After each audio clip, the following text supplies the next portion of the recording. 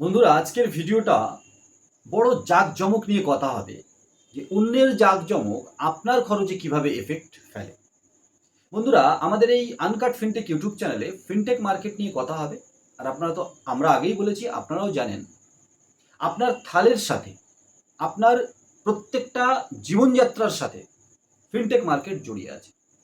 Financial technology, এক পা এদিক ওদিক হতে পারবেন না। হাতের মোবাইল থেকে শুরু করে, টিভি থেকে শুরু করে সমস্ত কিছু। আর সমস্ত কিছু আপনি যে ৩ বার খাচ্ছেন বা ২ বার খাচ্ছেন, সেই খাদ্যের ওপর থেকে কিন্তু সমস্ত টাকা তোলা হয়। কেন এই কথাটা বললাম? আজকে বিএসএনএল এ ফিরে যাওয়ার একটা চান্স, ফিরে যাওয়ার একটা উৎসাহ কিন্তু আমাদের মধ্যে এসেছে। বন্ধুরা, সাবধান না হলে খুব তাড়াতাড়ি এমন সময় হয়তো আসতে চলেছে যেখানে আবার সরকারি স্কুলমুখো আমাদের হতে হবে। কারণ আজকে জিও এয়ারটেল যেটা করলো, ফ্রি দিয়ে, লালসা দিয়ে, তারপরে হঠাৎ করে রিচার্জ বাড়িয়ে দিল একদম প্রত্যেক মাসে। বন্ধুরা, আমরা আগের একটা ভিডিওতে বলার চেষ্টা করেছি খরচ বৃদ্ধিটা খুব একটা অসুবিধার কিছু নয়, কিন্তু এই ভাতা বলুন, কেন্দ্র সরকার, রাজ্য সরকার আপনাকে আলটিমেটলি পঙ্গু করে দিচ্ছে। যেমন জিও নেশাগ্রস্ত করে পঙ্গু করে দিয়েছিল আপনাদের, এখন আস্তে আস্তে কিন্তু আপনার উপর থেকে সমস্ত কিছু তুলছে। আপনার বাড়ির পাশের নেতা বলুন, পিএম বলুন, সিএম বলুন, আর কোনো নেতা বলুন, যত টাকা খরচ করে গাড়ি ঘোড়া চড়ে ভোটের সময় জাঁকজমকপূর্ণ যে প্রচার করে, আলটিমেটলি টাকাটা আপনার কাছ থেকে তুলতে হয়। আলটিমেটলি টাকাটা আপনার কাছ থেকে তোলে।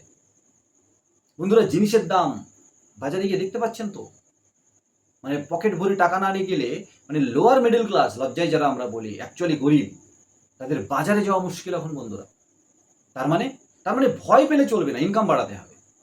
কারণ যত জাঁকজমক আপনি দেখবেন, সেটা মুকেশ আম্বানির ছেলের বিয়ে হোক, ক্রিকেটে এত জাঁকজমক এসছে, কিছু সংখ্যক মানুষের কাছে প্রচুর কোটি কোটি টাকা যাচ্ছে, উঠছে তো আপনার উপর থেকে, আমার উপর থেকে, আর জুয়ো থেকে।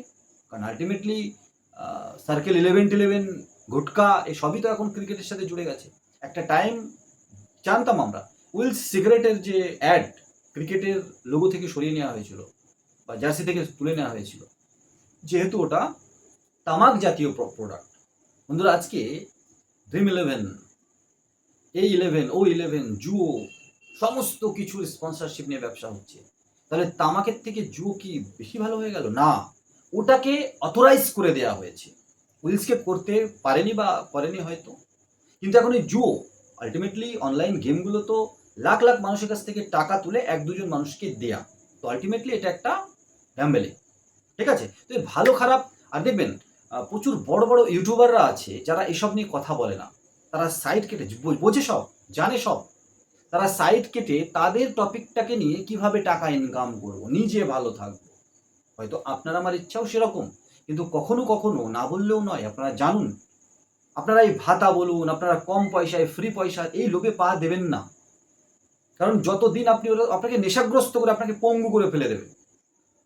তারপরে যখন টাকা রিটার্ন করবে, নেওয়ার চেষ্টা করবে বা টাকা নেওয়ার চেষ্টা করবে, চার্জেবল করে দেবে, তখন পারবেন না। ওর থেকে বরঞ্চ ভালো প্রথম থেকেই চার্জ দেওয়া হ্যাবিটে থাক। বন্ধুরা, প্রাইভেট স্কুলে 500, 600, 1000, 2000 মাসে দেন না। সরকারি স্কুলের সিস্টেমটা যদি এরকম হতো যে ওখানেও 200-400 টাকা দিতে হয়, কিন্তু সরকারি চাকরির মানুষের সাথে সাথে প্রাইভেট সিস্টেম ওর মধ্যে আছে, প্রাইভেট প্রচুর লোক নেওয়া আছে, ইনফ্রাস্ট্রাকচার নেওয়া আছে, বাইরের থেকে টিচার আসে, যার জন্য আপনি একটা পে করেন। কিন্তু দেখুন আজকে সরকারি স্কুলের 50,000, 1,00,000, 30,000, 40,000 টাকা বেতন, মাছি মারছে টিচাররা। সবাই যে পড়াতে চায় না তা তো নয়, কিন্তু কোথাও না কোথাও তো ইস্যু হচ্ছে। আজকে আমরা ফিরে আসছি বিএসএনএল এ, আসতে চাইছি, জানি না কতটা সাকসেস হবে। কারণ বিএসএনএল, আমরা যে ফিরে আসছি, বিএসএনএলটাকে যে সম্মান করবে। কারণ একটা টাইমে বিএসএনএল সরকারি সংস্থা হয় বলে সিম নিতে লাইন নেওয়া, সে একটা আলাদা ব্যাপার ছিল। প্রাইভেট এসে ওটাকে কিন্তু স্মুথ করে দিয়েছিল। আমরা যখনই কোনো কাজ কোনো পয়সা দিয়ে করব, তার মানে একটা অধিকার বোধ থাকে। আর এই অধিকার বোধ থেকে প্রাইভেট জিনিসে আমরা সার্ভিসটা ভালো পাই। সরকারকে এরকম একটা মেকানিজম আনতে হবে যে বেতনটাও তো আলটিমেটলি সরকার ঘরের থেকে দিচ্ছে না। ওই যে বেতন নিচ্ছে ওটা তো পাবলিক সার্ভেন্ট, সার্ভেন্টের বাংলা কি? চাকর। তোরা কাজ করতে বাধ্য, কিন্তু অ্যাকচুয়ালি চাকরি পেয়ে যাওয়ার পরে সরকারি ডিপার্টমেন্টে আমরা যখন যাই, মনে হয় যে ওরা যেন আমাদের উপরে দয়া করছে। আলটিমেটলি তো তা নয়। আলটিমেটলি হচ্ছে বেতন নিচ্ছ মানে আমার কাছ থেকেই তোমার টাকা বেতনটা যাচ্ছে। সরকারের নিজস্ব কোনো ইনকাম নেই। যত লাড়লাপ্পা করা ও সব পাবলিকের টাকার থেকেই করে, সরকার বলো বা সরকারি চাকরিজীবীরা। আর সরকারি চাকরিজীবী মানে ওটা সরকারি চাকর, পাবলিককে দেখভাল করার জন্য। এটা ভুলে যায়, আর ভুলে গিয়ে একটা দয়া ভাব দেখায়। এর থেকে বেরোতে হবে। যেখানে প্রাইভেট, ওই জায়গায় প্রাইভেটকে সাপোর্ট করা হয় যে চার্জ তো নেয়, সার্ভিস কোয়ালিটি, একটা কাস্টমারকে ভগবান ভাবা, কাস্টমারের কথা শোনা এবং সেটাকে সলভ করা, যেটা সরকারি ক্ষেত্রে কিন্তু আমরা নার বরাবর দেখতে পাই। এবং সরকারি ক্ষেত্রে কখন দেখতে পাই? ফোন করিয়ে দিলাম, রিকোয়েস্ট নিয়ে গেলাম বা ঘুষ দিলাম। প্রাইভেট ক্ষেত্রে ঘুষ দিতে হয় না, প্রথমে ওরা চার্জ নিয়ে নেয়। চার্জ নেওয়া মানেই অধিকার, আর অধিকার মানেই ভালো কাজ হবে। আর এই অধিকার বোধ থেকেই তো নেতার জন্ম। আমরা দায়িত্ব দিয়েছি, একটা ভোট চেতে আসে হাত জোড় করে, কিন্তু তারপরে পরের 5 বছর রাজ করে। 1 দিন 2 দিন 15 দিন 20 দিন আপনার সাথে দেখা করতে আসে, একটা এলাকায় এক এক এক। আর পরের 5 বছর আপনাকে যেতে হবে, টাইম নিতে হবে এই কাজের জন্য, এই কাজের জন্য ব্যস্ত। ভিডিওটা কতজনের ভালো লাগবে জানি না, কিন্তু সচেতন করার জন্য আমাদের যে চেষ্টা খানিকটা ফিনটেকের সাথে সাথে আমরা করে চলবো। কারণ সামনে ঘটা কিছু ঘটনা ভেতর থেকে নাড়িয়ে দেয়। আর তখন মনে হয় অন্তত নিজের যে দুঃখ, নিজের যে কষ্ট, নিজের যে ফিলিংসটা, এটা অন্তত আপনাদের সামনে নিয়ে আসা। কিছু মানুষ তো বুঝবে, কিছু মানুষ তো লাইক শেয়ার করবে, আর ভালোবেসে কিছু মানুষ তো সাবস্ক্রাইব করবে।